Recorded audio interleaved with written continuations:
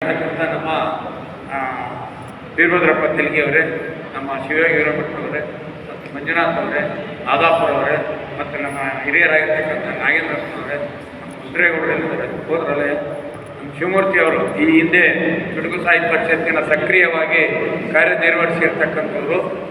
ಮತ್ತು ಎಲ್ಲರೂ ನಮ್ಮ ಮಾವರು ಬಂದರು, ದೇವೇಂದ್ರಪ್ಪರು ಎಲ್ಲರೂ, ಮತ್ತು ಚನ್ನಬಸವಣ್ಣವರು, ಅಲ್ಲಿರ್ತಕ್ಕಂಥವ್ರು ಎಲ್ಲರಿಗೂ, ಸಾಹಿತ್ಯ ವರ್ಗದವರಿಗೂ, ನಮ್ಮ ಮನೆಯವರು ಬಂದಿದ್ದಾರೆ, ನಮ್ಮ ಟೀಚರ್ ಸ್ನೇಹಿತರು ಬಂದಿದ್ದಾರೆ, ನಮ್ಮೆಲ್ಲರೂ ಒಡನಾಡಿಗಳಿದ್ದೀರಿ.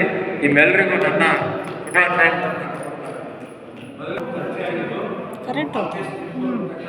ಮನೆಯಲ್ಲಿ ಕೇವಲ ಅಕ್ಟೋಬರಿಂದ ಇಲ್ಲಿವರೆಗೆ, ಅಕ್ಟೋಬರ್, ನವೆಂಬರ್, ಡಿಸೆಂಬರ್, ಜನವರಿ, ಕೇವಲ 4 ತಿಂಗಳಲ್ಲಿ ಇವತ್ತು ಚನ್ನಗಿರಿ ತಾಲೂಕಿನಲ್ಲಿ ನನ್ನನ್ನು ಅಧ್ಯಕ್ಷರಾಗಿ ಮಾಡಿರ್ತಕ್ಕಂಥ ನೀವೆಲ್ಲರಿಗೂ ಕೂಡ ನನ್ನ ಅನಂತ ಧನ್ಯವಾದಗಳು. ಈಗ ನಮ್ಮ ಇವರು ಹೇಳಿದರು, ಹರಿಯವರು ಸುಮಾರು 15-16 ವರ್ಷಗಳಿಂದ ಚುಟುಕು ಸಾಹಿತ್ಯ ಪರಿಷತ್ತನ್ನು ಕಟ್ಟಿರ್ತಕ್ಕಂಥವರು ಇದ್ದಾರೆ. ಆದರೆ 4 ತಿಂಗಳಲ್ಲಿ ನನ್ನನ್ನು ಈ ಮಟ್ಟಕ್ಕೆ ನೀವೆಲ್ಲರೂ ಕೊಟ್ಟಿದ್ದೀರಿ. ನಿಮಗೆ ನಾನು ಅಭಾರಿಯಾಗಿದ್ದೀನಿ. ಶಿವಯೋಗಿ ಅವರು ಬಂಧುಗಳು, ತೆಲಗಿಯವರು ಭಾಳ ಆತ್ಮೀಯರು, ಮತ್ತು ಅವರ ಮಾತು ನಡೆಯಲ್ಲಿ ಭಾಳ ಆತ್ಮೀಯ. ಎಲ್ಲರ ಮಧ್ಯದಲ್ಲಿ ನಾನಿಲ್ಲಿ ನನ್ನ ಚನ್ನಗಿರಿಯಲ್ಲಿ ಇವತ್ತು ಈ ವೇದಿಕೆಯಲ್ಲಿ ಮಾಡಬಾರ್ದಂದ್ರೆ ಯಾಕಂದರೆ ಅವರು ಗೌರವಾಧ್ಯಕ್ಷರಾಗಿ ಮಾಡಿ ಈ ಮಟ್ಟಕ್ಕೆ ತಂದರು. ಮತ್ತು ಹೀಗೆ ಹಲವಾರು ಜನ ನನಗೆ ಇಲ್ಲಿ ಸಹಕಾರ ನೀಡಿದಿರಿ. ಚುಟುಕು ಸಾಹಿತ್ಯ ಪರಿಷತ್ತು ಅಂತಕ್ಕಂಥದ್ದು ಇವತ್ತು ನನ್ನದೇ ಆದಂಥ ಥಿಯರಿಗಳಿದ್ದಾವೆ, ನನ್ನದೇ ಆದಂಥ ರೀತಿ ನೀತಿಗಳಿವೆ. ಅವು ಇವತ್ತು ಚಾಲ್ತಿ ಆಗ್ತಾ ಇಲ್ಲ, ಭಾಳ ನೋವಿದೆ. ಯಾಕಂದರೆ ಇದು ಹೀಗೆ ಇರಬೇಕು ಅನ್ನೋದು ನನ್ನ ಬಯಕೆ ಆಗಿತ್ತು. ಒಂದು ವಿಶೇಷವಾದಂಥ ಎಲ್ಲರೂ ಕಾರ್ಯಕ್ರಮ ಮಾಡ್ತಾರೆ, ಆ ರೀತಿ ಅಲ್ಲ, ನಮ್ಮದು ವಿಶೇಷವಾದಂಥ ಕಾರ್ಯಕ್ರಮವನ್ನು ನಾನು ಮಾಡಬೇಕು ಅನ್ನೋ ಒಂದು ನಿಟ್ಟಿನಲ್ಲಿ ನಾನು ಹೊಸ ಆಯಾಮಗಳನ್ನೆಲ್ಲ ಸೃಷ್ಟಿ ಮಾಡ್ತೀನಿ. ಯಾಕಂದರೆ ಈ ಶತಾಯುಷಿಗಳಿಗೆ ಕವಿಗೋಷ್ಠಿ ಮಾಡೋದು ಸಹಜ, ಕಾರ್ಯಕ್ರಮ ಉದ್ಘಾಟನೆ ಮಾಡೋದು ಸಹಜ. ಆದರೆ ಮತ್ತೆ ಹುಡುಕಿ ಎಕ್ಕುವಂಥ ಕಾರ್ಯವನ್ನು ನಾನು ಮಾಡುವಂಥ ಒಂದು ಮನೋಭಾವನೆ ನನ್ನಲ್ಲಿ ಮೊದಲಿಂದನೂ ಬೆಳೆದಿದೆ. ಆ ನಿಟ್ಟಿನಲ್ಲಿ ಶತಾಯುಷಿಗಳು ಮಾಡಿದಾಗ ತಾಲೂಕಿನಲ್ಲಿ ಇಬ್ಬರು ನನಗೆ ಸಿಕ್ಕರು, ಮತ್ತು 60 ವರ್ಷದವರು ಅವರೊಂದು 3-4 ಜನ ಸಿಕ್ಕರು. ಈ ನಿಟ್ಟಿನಲ್ಲಿ ಹೊಸ ಆಯಾಮಗಳೊಂದಿಗೆ ಈ ಕಾರ್ಯಕ್ರಮವನ್ನು ಆರಂಭ ಮಾಡಿದ್ದೀವಿ. ಈ ಕಾರ್ಯಕ್ರಮ ಮಾಡಿ ಪತ್ರಿಕೆಯಲ್ಲಾಗಿ, ಪ್ರಿಂಟಾಗಿ, ಎಲ್ಲಾಗಿ ಇನ್ನೇನು ನಾಳೆ ಕಾರ್ಯಕ್ರಮ ಆಗಬೇಕು ಅಂದಾಗ ಮತ್ತೊಂದು ರೀತಿಯ ಒಂದು ಸಮಸ್ಯೆಯಲ್ಲಿ ಸಮಸ್ಯೆ ಬಂತು. ಈ ಹಿಂದಿರ್ತಕ್ಕಂಥವ್ರು ಅವ್ರು ಯಾರು ಅಂತ ಗೊತ್ತಿಲ್ಲ, ಅವ್ರು ನನಗೆ ಭಾಳ ಆತ್ಮೀಯರು. BRCಯಲ್ಲಿ ಶಂಕರಪ್ಪನವರು ಅಂತಂದೇಳಿ ಈಗ ಹೆಸರು ಹೇಳ್ತಾರೆ. ಅವರು ಚುಟುಕು ಸಾಹಿತ್ಯ ಪರಿಷತ್ ಅಧ್ಯಕ್ಷರಾಗಿದ್ದಂತೆ ನನಗೆ ಮೊನ್ನೆ ಇಲ್ಲಿ ಇದೇ ವೇದಿಕೆಯಲ್ಲಿ ಕೆಳಗೆ ಬಂದಾಗ ಮಾತಾಡಿದ್ರು, ನೀವು ಆಗ್ಬೋದಾಗಂದ್ರೆ ನಿಮಗೆ ಹಿಂಗೆ ಮಾಡ್ಬೋದಾದ್ರೆ ನಮಗೇನ್ರಿ ಗೊತ್ತು ಸರ್, ನೀವು ಅನ್ನೋದೇ ಇವತ್ತು ಗೊತ್ತಾಗೈತೆ. ಜಿಲ್ಲಾಧ್ಯಕ್ಷರು ಮಾಡಿದರೆ ನಾವು ಮಾಡಿದ್ವಿ, ನೀವು ಇವತ್ತು ಬನ್ನಿ, ನಿಮ್ಮನ್ನೇ ಘೋಷಣೆ ಆದರೆ ನೀವೇ ಆಗಿ, ನಿಮ್ಮ ಜೊತೆ ನಾವು ಸಹಕಾರ ಕೊಡ್ತೀವಿ ಅಂತ. ಅದರ ಏನು ಹೇಳಿಲ್ಲ, ನಮಗೆ ಅಧಿಕಾರದ ವ್ಯಾಮೋಹ ಈಗ ಅಧ್ಯಕ್ಷರಿ ಯಾವ ನಾನು ಅಪೇಕ್ಷೆ ಪಟ್ಟವನಲ್ಲ. ನಾನು ಅಲ್ಲಿ ಕೂತ್ಕೊಂಡು ಕೆಲಸ ಮಾಡಬೇಕು. ಇಷ್ಟ ತನಕ ನನ್ನ ಕಟ್ಟಿ ಹಾಕಿಬಿಟ್ರಿ ಇವರೆಲ್ಲರೂ, ನೀವು ಅಧ್ಯಕ್ಷರು ಕೂತ್ಕೊಳ್ಳಿ ಅಂತ. ಅಂದರೆ ವ್ಯವಸ್ಥಿತವಾಗಿ ಕೆಲಸ ಮಾಡೋದು ನನ್ನ ಕೆಲಸ. ಈ ಪಟ್ಟ ಪದವಿ ಅವು ಹುಡುಕೊಂಡು ಬರಬೇಕು, ನಾವಾಗಿ ಹೋಗಬಾರ್ದು. ಈ ರೀತಿ ನಿಟ್ಟಿನಲ್ಲಿ ಉತ್ತಮವಾದ ಕಾರ್ಯಕ್ರಮವನ್ನು ನಾನು ಇಲ್ಲಿ ನಾವು ಮತ್ತು ನಮ್ಮ ಸಂಗಡಿಗರು ನಾಗರಾಜ ಮತ್ತು ವಿಶ್ವನಾಥ ಇದ್ದಾರೆ. ಅವರು ನನ್ನ ಎಲಗೈ ಮತ್ತು ಬಲಗೈಯಾಗಿ ಕೆಲಸವನ್ನು ಮಾಡ್ತಾರೆ. ಕೇತನ್ ಕುಮಾರು ಮತ್ತು ಶಿಲ್ಪಮ್ಮ ಮೇಡಮ್ ಇದ್ದಾರೆ ನೋಡಿ, ಉಪಾಧ್ಯಕ್ಷರು. ಅವರು ಏನು ಇವತ್ತು ನೀವು ಪತ್ರಿಕೆ ನೋಡಿದಿರಿ, ಆ ಪತ್ರಿಕೆಯ ಸಂಪೂರ್ಣವಾದ ಹೊಣೆಯನ್ನು ಹೊತ್ತಂಥವ್ರು. ಇಂಥ ಒಂದು ಸಹಕಾರದಿಂದ ನಾವು ಇವತ್ತು ಈ ಮಟ್ಟಕ್ಕೆ ಬಂದಿದ್ದೀವಿ. ಆಮೇಲೆ ಅಲ್ಲಿಂದ ನಾಗರಾಜ್ ಎದ್ದಾಳಪ್ಪ ಅವ್ರು ನೋಡಿ, ನೆನಪಿನ ಕಾಣಿಕೆ ಕೊಟ್ಟಿದ್ದಾರೆ. ಅವ್ರದ್ದು ಹೇಳ್ತೀನಿ ನೋಡಿ, ಅವರು ದಿನಗೂಲಿ ನೌಕರರು ಚಾನಲ್ ಮೇಲೆ. ಇವತ್ತು ಅವರು ಪತ್ರಿಕೆ, ವಿಜಯ ಕರ್ನಾಟಕ ಪತ್ರಿಕೆಯಲ್ಲಿ ಪತ್ರಿಕೆಯನ್ನು ಹಂಚು ವಿತರಕರಾಗಿದ್ದಾರೆ. ಅವ್ರಿಗೇನೂ ಇಲ್ಲ, ಆದರೂ ನಾನು ಅವರನ್ನು ಇವತ್ತು ಅವ್ರಿಗೆ ಹೇಳಿದೆ, ನಿಮಗೊಂದು ತೊಂದರೆ ಆಗ್ತಾ ಇದೆ, ಆದರೂ ನಾನು ನಿಮಗೆ ಬಿಡೋದಿಲ್ಲ ಅಂತೇಳಿ ಇವತ್ತು ನೆನಪಿನ ಕಾಣಿಕೆಯನ್ನು ಮಾಡಿಸ್ಕೊಂಡಿದ್ದಾನೆ. ದುಡ್ಡಿದ್ದವ್ರು ಯಾರೂ ಬರೋಲ್ಲ ಇಲ್ಲಿ, ದುಡ್ಡಿದ್ದವರೆಲ್ಲ ಅವ್ರು ಹೇಳಿದ್ರಲ್ಲ ಯಾರೋ ಚುಡುಕಾಗಿ ಹೋಗ್ಬೇಕು ಅಂತ. ಇವತ್ತು ದುಡ್ಡಿಲ್ಲವ್ರು ನನ್ನ ಜೊತೆಗೆ ಅದ. ನಾನು ದುಡ್ಡಿಲ್ಲವ್ರ ಸಂಘ ನನಗೆ ಬೇಡ. ದುಡ್ಡಿದ್ದವ್ರ ಸಂಘ ಇದ್ದರೆ ಬೇಡ. ಅದಕ್ಕೆ ನನ್ನೊಂದು ಚುಟುಕಿದೆ, ಹಣ ಎಂದು ಹಣದಿಂದ ಓಡಬೇಡ, ಹಣ ಎಂದು ಹಣದಿಂದ ಓಡಬೇಡ. ಹಣವನ್ನು ಗಳಿಸಿ ನೀನು ಒಟ್ಟಾಕಿದ ಮೇಲೆ ನೀನು ಹೆಣವಾದಾಗ ಹಣ ನಿನ್ನಿಂದ ಬರಲಾರದು. ಆ ಹಣ ನಿನ್ನಿಂದ ಓಡಲಾಗ್ತದೆ. ಈಗ ನನ್ನ ದುಡ್ಡು. ಆದ್ದರಿಂದ ಹಣದಿಂದ ಯಾರ್ಯಾರು ಹೋಗಿದ್ದಾರೆ ಅವರೆಲ್ಲರೂ ಹೋದ್ರು. ಇಲ್ಲಿ ಹಣ ಮತ್ತು ಗುಣ ಎರಡಕ್ಕೂ ವ್ಯತ್ಯಾಸವನ್ನು ಮಾಡಿದಾಗ ಒಂದು ಮಹಾರಾಜರು ಒಂದು ಸ್ಪರ್ಧೆ ಇಟ್ಟಂತೆ, ಒಂದು ಕಡೆಗೆ ಐಶ್ವರ್ಯ ಇಟ್ಟಂತೆ, ಇನ್ನೊಂದು ಕಡೆ ಒಬ್ಬ ನಮ್ಮಂಥ ಸಾಹಿತಿಗಳು ನಮ್ಮ ಶಿವಯೋಗಿ ಹಿರೇಮಠ ಅಂತ ಒಬ್ಬ ಸಾಹಿತ್ಯನ ಮತ್ತು ನಮ್ಮ ನಾಗೇಂದ್ರಪ್ಪನವರಂತ ಅಲ್ಲಿ ಗುಣ ಇರ್ತಕ್ಕಂಥವ್ರ ಕೂಡಿಟ್ರಂತೆ. ಇದರಲ್ಲಿ ಯಾವ್ದು ಕರಗುತ್ತೆ, ಯಾವ್ದು ಜಾಸ್ತಿ ಅಂತ ಏನಿಲ್ಲರಿ. ಫಸ್ಟಿಗೆ ಬಂದರು ಹಣ ಅಂತ ಜೇಕಾರ ಹೊಡ್ಕೊಂಡ್ರು. ಹಣಕಲಿ ಎಲ್ಲ ಖಾಲಿ ಆಯ್ತು, ಪ್ರತಿಯೊಂದು ಖಾಲಿ ಆಯ್ತು. ಖಾಲಿ ಆದಮೇಲೆ ಅಲ್ಲಿ ಜಾಗ ಖಾಲಿ. ಆದರೆ ಇಲ್ಲಿರ್ತಕ್ಕಂಥ ಗುಣಗಳನ್ನು ಯಾರೂ ಕೂಡ ಕಸ್ಕೊಂಡು ಹೋಗಲಿಲ್ಲ. ಅವ್ರ ಹಿಂದೆ ಬಂದರು. ಅವ್ರು ಹೇಳಿದರು, ಇಲ್ಲಿ ನಮ್ಮ ನಾಗೇಂದ್ರಪ್ಪನವರು ಸಂಘಟಕರು, ನಾವು ಇವ್ರಿಂದ ಬರ್ತೀವಿ ಅಂತ.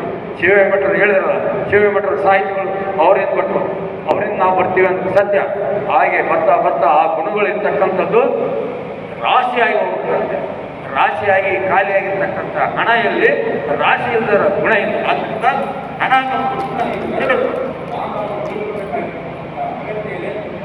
ಯಾವತ್ತೂ ಕೂಡ ಯಾರು ಹಣ ಮಾತ್ರ ಎಲ್ಲ ಹೋಗುತ್ತೆ. ಆದ್ದರಿಂದ ನಮ್ಮಲ್ಲಿ ಕಳಕಳಿಯಿಂದ ಹೇಳ್ಕೊಳ್ತಾ ಇದ್ದೀನಿ. ಇಲ್ಲೆಲ್ಲ ಇವತ್ತು ಸಂಘಟನೆ ಮಾಡೋದು ಭಾಳ ಕಷ್ಟ. ನಮ್ಮದು ತ್ಯಾವಣಿಗೆಲ್ಲಾದರೆ ಬೇಕಾದಂಗೆ ಮಾಡಿಬಿಡ್ತೀವಿ. ಬಾರ ಭೀಮ ಮಾರ ರಂಗ ಅಂತ ಕರೆದ್ರೆ ಯಾರೋ ಬರ್ತಾರೆ. ಇಲ್ಲಿ ನಾಗೇಂದ್ರಣ್ಣವರು ಮತ್ತು ನಮ್ಮ ಶಿಲ್ಪಣ್ಣವರು ಮತ್ತು ಇವರು ಯಾರು ನಾಗರಾಜ್ ಅಂತವ್ರನ್ನ ಕುಡಿಬೇಕು. ಇಲ್ಲಿ ಲಿಂಗರಾಜ್ ಅಂತಾರೆ, ಮೊನ್ನೆಯಿಂದನೂ ಕೂಡ ನಮ್ಮ ಜೊತೆಗೆ ಬಂದುಬಿಟ್ಟು ನಿನ್ನೆ ರಾತ್ರಿವರೆಗೂ ಇಲ್ಲಿ ಸಂಘಟನೆ ಮಾಡಿ ವೇದಿಕೆ ಮಾಡಿದ್ದಾರೆ. ಮತ್ತು PG ಚನ್ನಬಸಪ್ಪನವರು ಹಿರಿಯರಿದ್ದಾರೆ. ಅಂಥವರೆಲ್ಲರೂ ಒಂದು ಭಾಗ್ಯ ನಮಗೆ ಲಭಿಸಿದೆ. ಆದ್ದರಿಂದ ಆ ಭಾಗ್ಯದಿಂದ ನಾವು ಈ ಮಟ್ಟಕ್ಕೆ ಬಂದಿದ್ದೀವಿ. ಮತ್ತು ಇನ್ನೂ ಹಲವಾರು ಕಾರ್ಯಕ್ರಮಗಳು ನಮ್ಮದೆಲ್ಲ ಡಿಫ್ರೆಂಟ್ ಇರುತ್ತೆ. ನೀವು ಯಾರು ನೋಡಕ್ಕೆ ಹೋಗಿ ಯಾರು ನಿರೀಕ್ಷೆ ಮಾಡಿದ್ದೀರ? ನಮ್ಮ ಜಿಲ್ಲಾ ಅಧ್ಯಕ್ಷರು ಹೇಳಿದ್ರು, ಏನ್ರಿ ಇಂಥದ್ದು ಮಾಡಿಬಿಟ್ಟಿದ್ದೀರಿ ಅಂದರು. ವಿರೋಧರ ಬರೀ ಇನ್ನೂ ಶ್ಯಾಮ್ಪಲ್ ಭಾಳ ಆಗೋಗ್ಬಿಡ್ರಿ ಅಂತ. ಆದ್ದರಿಂದ ಒಟ್ಟೊಟ್ಟಿಗೆ ಏನಾದರೂ ಕಾರ್ಯಕ್ರಮ ಮಾಡೋದಿದ್ರು ಕೂಡ ಬೇರೆ ಬೇರೆ ಸಂಘಟನೆಗಳ ಜೊತೆಗೆ ಮಲ್ಲನಾಯಕರಂಥವ್ರು ಅವರು ಇವರಂಥವ್ರೆಲ್ಲ ಸೇರಿ ಉತ್ತಮವಾಗಿ ಕಾರ್ಯಕ್ರಮ ಮಾಡ್ತೀವಿ. ಇನ್ನು ಮಾಡಿದರೆ ನಮ್ಮದು ಹಳ್ಳಿಯಿಂದ ಸಾಹಿತ್ಯ, ಹಳ್ಳಿ ಕಡೆಗೆ ನಾವು ಹೋಗ್ತೀವಿ, ಅಲ್ಲಿಂದ ಹುಟ್ಟಬೇಕು ಸಾಹಿತ್ಯ. ಆ ಹಳ್ಳಿಯಿಂದ ಸಾಹಿತ್ಯವನ್ನು ತರ್ತಕ್ಕಂಥ ವ್ಯವಸ್ಥೆಯನ್ನು ಮಾಡ್ತೀವಿ. ನಮ್ಮ MP ಶ್ರೀನಿವಾಸ್ ಅಂತ ಇದ್ದಾನೆ, ಇಲ್ಲಿಲ್ಲ. ಅವ್ನು ಹೇಳ್ದ, ಈ ಚುಟುಕು ಸಾಹಿತ್ಯ ಪರಿಷತ್ತು ನನಗೆ ಎಲ್ಲ ಹಂಚಿಕೊಡು ನಮ್ಮ ಮನೆಯವ್ರ ಹತ್ರ ಹೇಳ್ತಾ ಇದ್ದೀನಿ. ನನ್ನ ಒಡನಾಡಿ ಆದಮೇಲೆ ಈ ಚುಟುಕು ಸಾಹಿತ್ಯ ಪರಿಷತ್ತಿಗೆ ಪರಿಚಯ ಆದಮೇಲೆ 25 ಕವನಗಳನ್ನು ಬರೆದಿದ್ದಾನೆ ಅವನು. 25 ಕವನ. ಅವನು SLC ಫೇಲ್ ಆಗಿದೆ. ಅವನು ಏನು ಮಾಡ್ತಿದ್ದಾನೆ, ನಮ್ಮ ಸೊಸೈಟಿಯಲ್ಲಿ ಪಿಕ್ನಿಕ್ ಕಲೆಕ್ಟ್ ಮಾಡಿ ಬೇಸಾಯ ಮಾಡ್ತಾ ಇದ್ದಾನೆ. ಅಂಥವನಿಗೆ ಪ್ರೇರಣೆ ಆಯಿತು. ನಮ್ಮ ಯಾರು ಮಹಿಮಾ ಪಾಟೀಲ್ ಅಂತವರಿಗೆ ಪ್ರೇರಣೆ ಆಗುವಂಥ ಚುಟುಕು ಇವತ್ತು ಸಾಹಿತ್ಯ ಇದೆಯಲ್ಲ, ಅದು ಎಲ್ಲರನ್ನು ಬಡಿದೆಬ್ಬಿಸುವಂಥ ಕಾರ್ಯವನ್ನು ನಾವು ಮಾಡ್ತೀವಿ ಅಂತಕ್ಕಂಥ ಮಾತನ್ನು ಹೇಳ್ತಾ, ಮತ್ತು ಈಗ ನಮ್ಮ ಶಿವಮೂರ್ತಿಯವರು ನಮ್ಮ ಜೊತೆಗೆ ಬರ್ತಾರ. ಅವರು ನನಗೆ ಗೊತ್ತಿಲ್ಲ ಯಾರ್ಯಾರಿದ್ದಾರೆ ಇಲ್ಲಿ ಚುಟುಕು ಸಾಹಿತ್ಯ ಪರಿಷತ್ ಇದೆಯೋ ಇಲ್ವೋ, ಇಲ್ಲ ಬೇರೆ ಯಾವ ತಾಲೂಕಿನ ಕೆಲವಿಲ್ಲ. ನಮ್ಮ ಹೊಸನಗರ ತಾಲೂಕಿನಾಗ ಇದ್ದಿದ್ರೆ ನಾನು ಇಲ್ಲಿ ಬರ್ತದ್ದಿಲ್ಲ, ಅಲ್ಲೇ ರಾರಾಜಿದ್ದೆ. ಅಲ್ಲಿ ಇಲ್ಲ, ಇಲ್ಲಿ ಇದೆ ಅಂತ ಗೊತ್ತಿಲ್ಲ, ಐತೆ ಅಂತ ಗೊತ್ತಿಲ್ಲ. ಅವ್ರು ನಿನ್ನೆ ಮೊನ್ನೆಯಿಂದ ರೆಕ್ಕೆ ಥರ ಹಾರಾಡ್ತಾ ಇದ್ದಾರೆ, ಮತ್ತು ಏನೇನೋ ಮಾಡೋಕ್ಕೆ ಹೊರಟಿದ್ದಾರೆ. ಏನು ಮಾಡಿದ್ರು ಇವತ್ತು ಹಸ್ತಾಂತರ ಆಗಿದೆ. ಅದು ಬೇಕಾದರೆ ಇನ್ನೊಂದು ಚುಟುಕು ಸಾಹಿತ್ಯ ಪರಿಷತ್ ಅವ್ರು ಮಾಡಿಕೊಳ್ಳಿ. ನಮ್ಮ ಟೀಮ್ ನಾವು ಬಲವಾಗಿ ನಿಂತಿದ್ದೀವಿ. ನೀವು ಚುಟುಕು ಸಾಹಿತ್ಯ ಪರಿಷತ್ ಅವರಿಗೆ ಕೊಡಿ, ನಾವು ಇನ್ನೊಂದು ಪರಿಷತ್ತನ್ನು ಹುಟ್ಟಾಕುವಂಥ ಶಕ್ತಿಯನ್ನು ನನಗೆ ಕೊಟ್ಟನ್ನು ಹುಟ್ಟಾಕೆ ಇದೇ ಜನ ಸಾಕ್ತೀನಿ. ಮತ್ತು ಯಾರೋ ಹೇಳ್ಬೋದು ನಾನು ನೇರಿ ಅವರ ನೇರಿ ಅಲ್ಲೇ ಮಾಡಿ. ಆದ್ದರಿಂದ ನನ್ನ ನುಡಿಗಳು ನೇರವಿದ್ದರೂ ಕೂಡ ಅದರಲ್ಲಿ ತಾಗರೆ ತಾಗ್ತವೆ, ತಾಗದೆ ನನಗಿಲ್ಲ ಅಂತಕ್ಕಂಥ ಮಾತನ್ನು ಹೇಳ್ತಾ, ಇನ್ನು ಭಾಳಷ್ಟು ಈ ಚನ್ನಗಿರಿಯ ಇತಿಹಾಸವನ್ನು ಹೇಳಬೇಕಂತ ಇದ್ವಿ. ಚನ್ನಗಿರಿ ಇತಿಹಾಸ ಕೇಳೋರಿಲ್ಲ, ಚನ್ನಗಿರಿಯರೇ ಇಲ್ಲ ಇಲ್ಲಿ. ಫಸ್ಟ್ ಆಫ್ ಆಲ್ ಈ ಚನ್ನಗಿರಿ ಅಂತ ಹೇಳ್ಕೊಂಡು ಹುಲಿಕೇರಿ ಅಂತ, ಬಟ್ ಇದು ಹುಲಿಯಾಗಿ ಹೋಗ್ಬಿಟ್ಟಿದ್ದಾರೆ ಎಲ್ಲ. ಆದ್ದರಿಂದ ಚನ್ನಗಿರಿ ಇತಿಹಾಸದ ಬಗ್ಗೆ ನಮಗೆ ಭಾಳಷ್ಟು ಹೇಳಬೇಕು ಅಂತ ಭಾಳ ಆಸೆ ಇತ್ತು.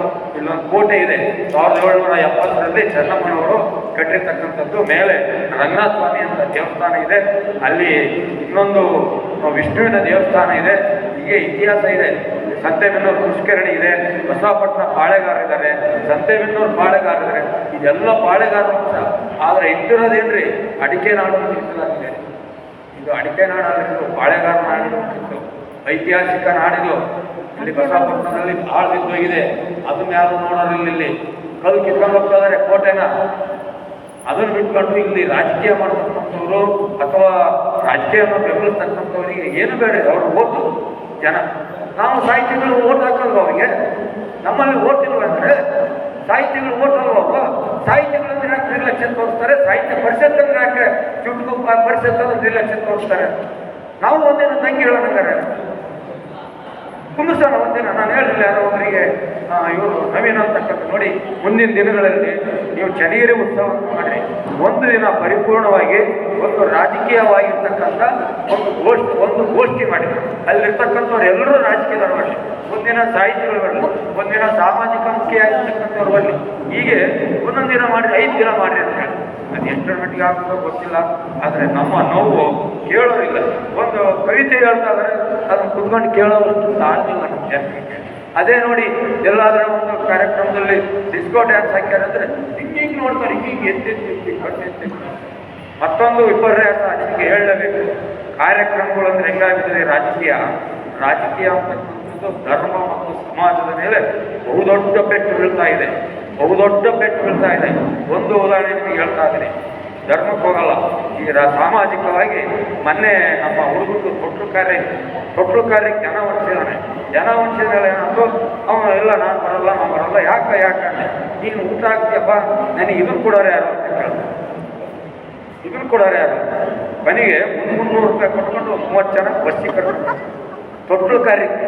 ಇಲ್ಲೇ ಮೊನ್ನೆ ಒಂದು ಪುಣ್ಯ ತಿಥಿಗೆ ಅವರು ನೀವೆಲ್ಲ ಕೊಡ್ತೀಯಪ್ಪ, ನನಗೆ ಬಾಯಿಗೆ ಚಪ್ಪಲ ಐತಿ, ಊಟ ಕೊಟ್ಬಿಟ್ರೆ ಆಗುತ್ತ. ಮೊನ್ನೆನೂ ಕೂಡ 300 ರೂಪಾಯಿ ಕೊಟ್ಟು ಕರ್ಕೊಂಡು ಹೋಗುವಂಥ ಸನ್ನಿವೇಶಗಳು ಇದೇ ಚನ್ನಗಿರಿ ತಾಲೂಕಿನಲ್ಲೇ ನಡೆದಿದೆ. ಅದಕ್ಕೆ ಸಾಕ್ಷಿನ ಕೂಡ ನನ್ನ ಹತ್ರ ಇದೆ. ಹೀಗೆ ಸಮಾಜದ ಮೇಲೆ ರಾಜಕೀಯ ವ್ಯಕ್ತಿಗಳು ಅವರವರು ಯಾವ್ಯಾವ ಪಕ್ಷದವರು ಯಾವ್ಯಾವ ಪಕ್ಷ ಬೇಡ, ನಮಗೆ ದಿನ 500 ರೂಪಾಯಿ ಕೂಲಿ, ಬೆಳಗ್ಗೆ ಒಂದು ಊಟ, ಮಧ್ಯಾಹ್ನ ಒಂದು ಊಟ, ಸಾಯಂಕಾಲ ಒಂದು ಬಾಟ್ಲಿ ಕೊಟ್ಬಿಟ್ರೆ ಯಾರು ಪ್ರಚಾರ ಕೊಡ್ತೀವಿ?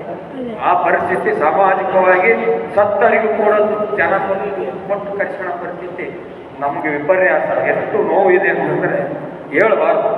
ಆದ್ದರಿಂದ ಈ ನೋವುಗಳ ಮಧ್ಯದಲ್ಲಿ ಚುಟುಕಾಗಿ ಇರ್ತಕ್ಕಂಥ ಈ ಸಾಹಿತ್ಯ ಪರಿಷತ್ತನ್ನು ಇವತ್ತು ಉದ್ಘಾಟನೆ ಮಾಡಿಕೊಟ್ಟಿರಿ.